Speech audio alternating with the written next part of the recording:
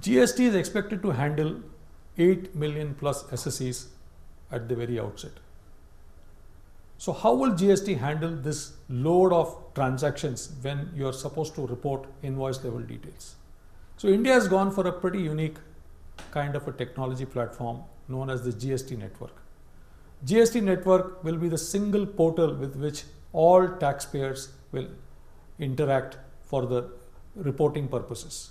At the back end, the GST network will then provide the back end support to all the states and the center as far as GST compliance is concerned.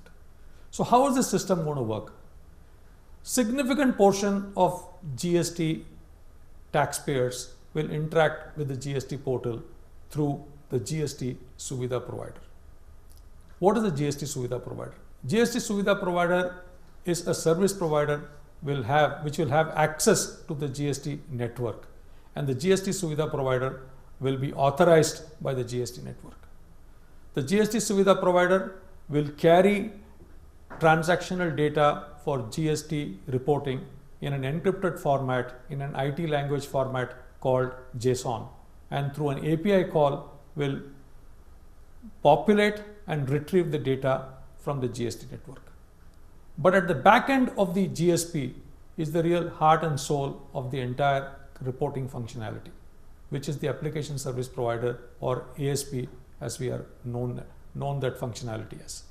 The ASP is the person who will actually get the data, get the required data elements of transactions from clients, and then process it into the GSTR 1, 2, 3 and all the other appropriate returns, and then will encrypt this data into the appropriate JSON format before it's handed over to GSP and sent across to the GST network. So the entire compliance framework is now on a technology platform. Yes, there is the data reporting that is from a tax perspective, but the entire compliance is through a platform where first the ASP will do all the processing that it needs to do for tax preparation, will then pass it on to the GSP, and then from there to the GST network.